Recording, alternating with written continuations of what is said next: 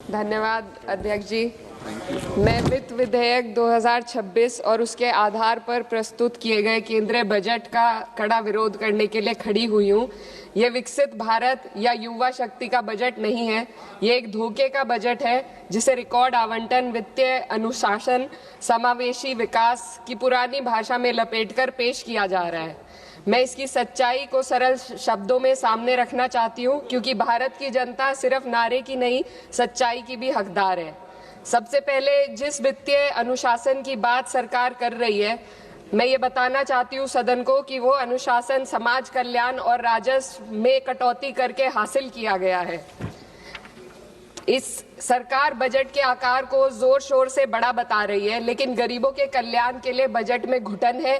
उनके लिए खर्च का दायरा लगातार सिकुड़ रहा है। देश पर कुल कर्ज जीडीपी का करीब 55% है।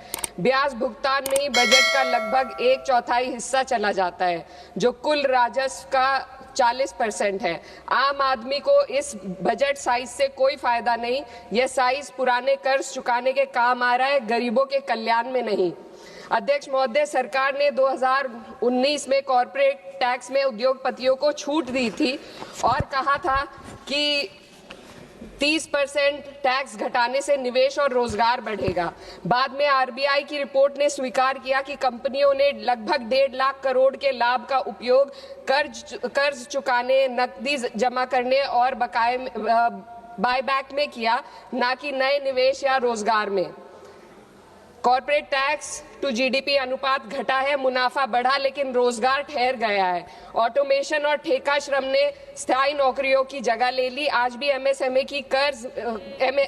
को कर्ज नहीं मिल रहा। युवाओं में बेरोजगारी बनी हुई है और असमानता लगातार बढ़ती जा रही है। शीर्ष 1% ने विकास का बड़ा हिस्सा अपने पास रख लिया, जबकि बाकी जनता ने अप्रत्यक्ष करों और कटे हुए कल्याण के माध्यम से इसकी कीमत चुकाई है। ये विधेयक उसी कॉर्पोरेट प्रथम नीति को जारी रखता है। ये सुधार नहीं, बल्कि बड़े उद्योगों के सामने आत्मसमर्पण है। पहले भी सरकार एक गलती फिर से दोहराने जा रही है। सरकार उद्योगों को सीएसआर में छूट दे रही है। सीएसआर फंड से जनता के लिए जरूरी विकास कार्य किए जाते हैं। सरकार ने पहले भी कॉर्पोरेट टैक्स में जो छूट देकर निवेश और रोजगार बढ़ाने का वादा किया था, लेकिन इस छूट का फायदा सिर्फ उद्योगपतियों ने कर्ज चुकाने में किया, ना कि देश के अंदर रोजगार या विकास में हुआ। अब सीएसआर में ढील देकर सरकार ठीक वही गलती दोहरा रही है। इससे स्कूल, सड़क और अस्पताल जैसी बुनियादी विकास कार्यों पर फर्क पड़ेगा। इनकम टैक्स और जीएसटी आज देश की कुल आमदनी का 65% है। नौकर पेशी और मध्यम वर्ग आज देश को चला रहे हैं। वहीं बड़े उद्योगपति जो 2015 में 62% योगदान देते थे, आज मात्र 40% ही दे रहे हैं। ये साफ है, उद्योगपतियों मित्रों को राहत दी जा रही है और आम जनता के लिए आफत बढ़ाई जा रही है। पिछले 1 दशक से मजदूरी बिल्कुल नहीं बढ़ी। पहले छोटे से छोटा आदमी अपनी मजदूरी बचाकर डाकखाने में जमा करता था, आज 2 वक्त की रोटी का इंतजाम भी मुश्किल हो गया है। आरबीआई का डेटा बताता है कि पर्सनल लोन 500% बढ़ गया है। लोग लोन अपनी तरक्की या मकान के लिए नहीं ले रहे, बल्कि रोजमर्रा की छोटी छोटी जरूरतों को पूरा करने के लिए आज ले रहे हैं। इस फाइनेंस बिल ने देश के सबसे कमजोर वर्गों के विकास, कल्याण और रोजगार सृजन के लिए कोई समाधान नहीं दिया। आय बढ़ाने का कोई रोड मैप नहीं है। युवाओं की नौकरियों का सपना टूटता जा रहा है। अध्यक्ष महोदय, देश की अर्थव्यवस्था कई फैक्टर्स पर निर्भर करती है। हाल के दिनों में सरकार ने 2 बड़े ब्लंडर किए हैं, जिनका बोझ आम जनता को उठाना पड़ रहा है। एक हमारी यूएस के साथ जो ट्रेड डील है, और दूसरा विदेश नीति में अमेरिका के सामने जो हमारा आत्मसमर्पण है। खाड़ी क्षेत्र में कभी भारत का रुख स्वतंत्र और संतुलित था, लेकिन आज हमें दूसरों के संघर्ष में उलझकर नुकसान उठाना पड़ रहा है। ईरान अमेरिका इजराइल विवाद में भारत एशिया का सबसे बड़ा नुकसान उठाने वाला देश बना है। चीन सस्ता तेल लेकर अपने नागरिकों को राहत दे रहा है, जबकि हमारे यहाँ एलपीजी और पेट्रोल की कीमतें लगातार बढ़ती जा रही है।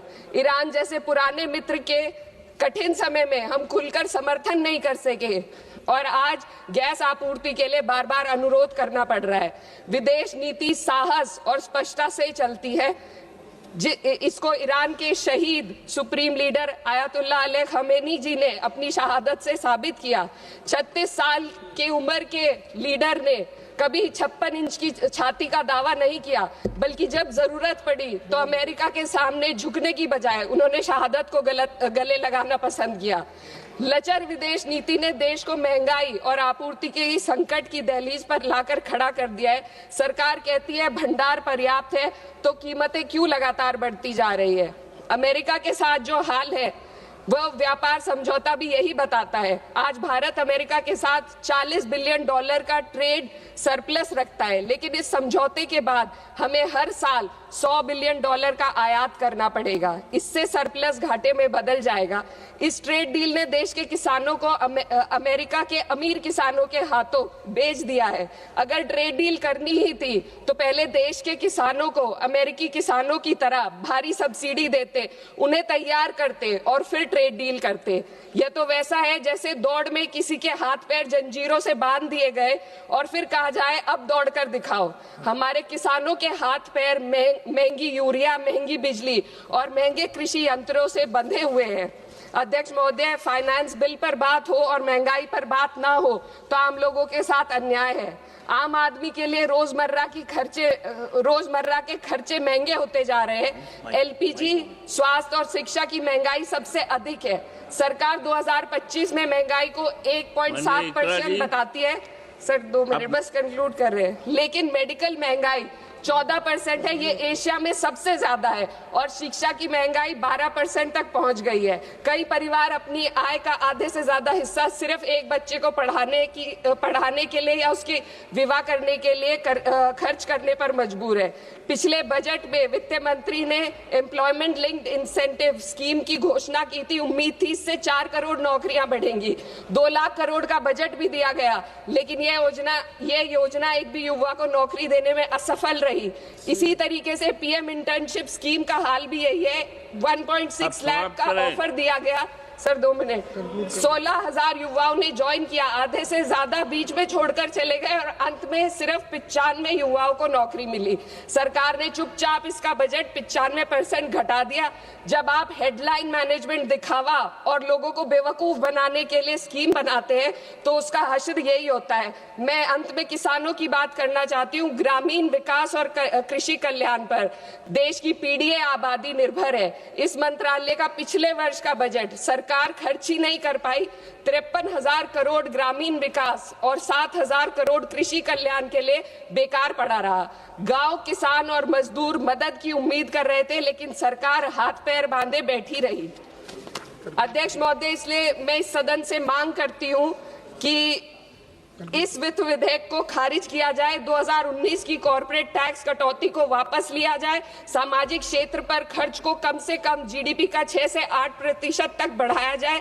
हर पूंजीगत खर्च को रोजगार सृजन से जोड़ा जाए और वास्तविक एमएसपी का ग्रामीण सुरक्षा सुनिश्चित की जाए। इससे कम कुछ भी 140 करोड़ भारतीयों के साथ धोखा होगा जिन्होंने हमें चुना है। महोदय, ये जनता सब देख रही है। इस सदन को तय करना होगा कि हम कॉर्पोरेट कल्याण के हक में काम करेंगे या जनता के कल्याण में। मैं इस विधेयक का विरोध करती हूँ। बहुत बहुत शुक्रिया।